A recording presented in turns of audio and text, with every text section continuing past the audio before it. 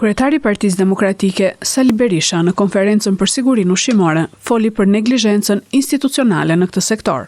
Sipas tij, sektori i sigurisë ushqimore kontrollohet nga mafia shtetërore, që rrezikon shëndetin e qytetarëve. Është mafia shtetërore dhe ajo tjetra e lidhur me shtetërorën që kanë në dorë tërësisht këtë siguri, që është siguria më e rëndësishme. Shqipëria sigurisht ka sigurinë kombëtare, por ama e ka të garantuar me NATO.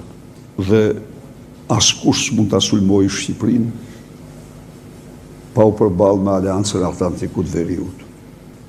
Shqipëria, të lidhur direkt me jetën e njerëzve, shëndetin e tyre, ka sigurinë ushqimore, ka sigurinë e medikamenteve. Dhe këto, që kur kontrolli